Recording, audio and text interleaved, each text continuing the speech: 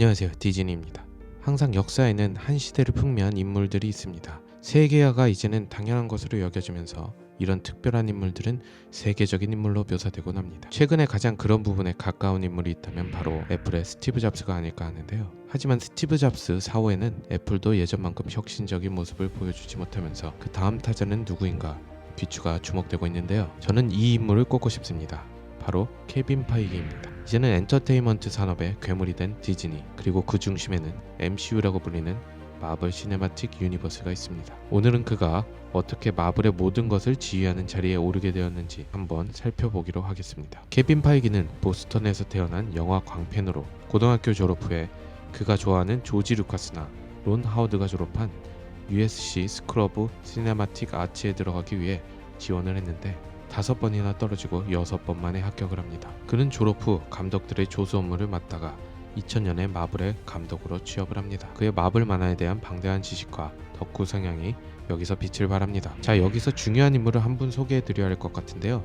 마블의 사장입니다. 아이작 펄뮤터라는 사람이에요. 1996년에 파산 위기에 있던 마블을 인수한 사람입니다. 사실 이 사람이 아니었으면 마블 영화는 더 성공할 수 있었을지도 모릅니다. 이 부분에 대한 설명은 나중에 또 나오니까 끝까지 시청해주세요. 다시 케빈 파이기는 마블에서 엑스맨 등의 조감독을 거쳐 마블 스튜디오의 두 번째 높은 자리까지 오르고 2007년에 마블 스튜디오의 수장이 됩니다. 그리고 2008년부터 시작된 MCU의 첫 번째 마블이 독자적으로 만든 영화인 아이언맨을 제작하게 됩니다. 저는 마블 최고의 영화를 꼽을 때 이 아이언맨 1편과 어벤져스 1편을 꼽습니다. 아이언맨은 사실 2009년에 디즈니가 마블을 인수했기 때문에 유일하게 디즈니의 영향 없이 만든 영화라고 볼 수 있습니다. 그래서 그런지 액션이나 노출 수위 등이 다른 디즈니 영화에 비해 조금 높다고 볼 수 있겠네요. 1편의 대히트 후에 아이언맨 2편부터 마블 팬들은 잘 알고 있는 마블 사장이 이해할 수 없는 행동이 시작됩니다. 1편의 배우에게 흑인은 다 똑같이 생긴 거 아니냐며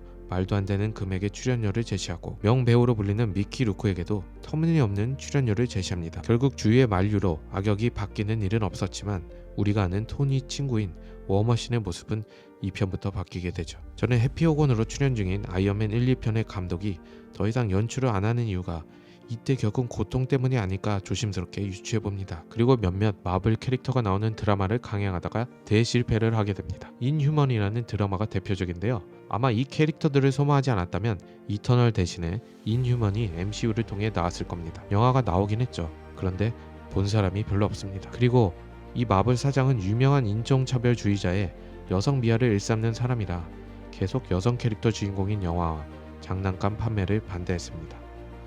블랙 위도우가 초기 캐릭터인데 지금 영화가 나오는 이유는 여기 있다고 봅니다. 결국 몇 년 후에 케빈 파이기의 마블 스튜디오는 캡틴 아메리카 11호를 기점으로 드디어 마블 사장이 아닌 디즈니의 앨런 혼에게 직접 결제를 받기로 합니다. 마블 팬들이 케빈 파이기를 더 좋아하게 되는 점이 여기에 하나 더 들어가게 되는데요. 마블 사장이 이해할 수 없는 명령들이 있었지만 케빈 파이기는 한 번도 외부에 원망의 목소리를 낸 적이 없다고 합니다. 사실 이때까지의 성과도 정말 대단한 것이라고 볼 수 있습니다. 마블은 재정난으로 유명 캐릭터의 판권을 이미 판 상태였죠.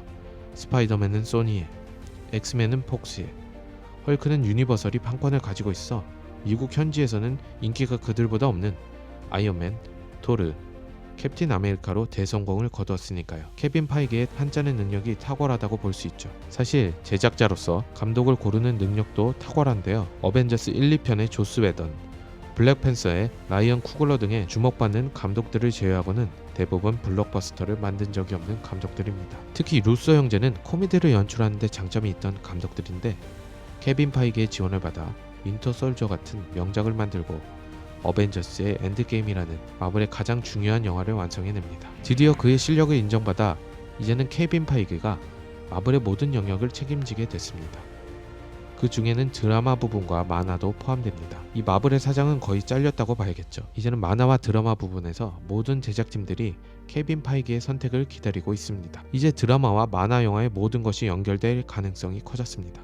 만화는 사실 MCU를 위한 정리되지 않은 설정 창고라는 악명을 가지고 있었거든요. 케빈 파이기는 자신이 존경하던 조지 루카스의 작품인 스타워즈의 제작에도 함께 참여하게 되었습니다. 그리고 폭스도 디즈니로 편입되었으니 자신이 조감독을 하던 엑스맨 시리즈도 다시 제작할 수 있게 되었습니다.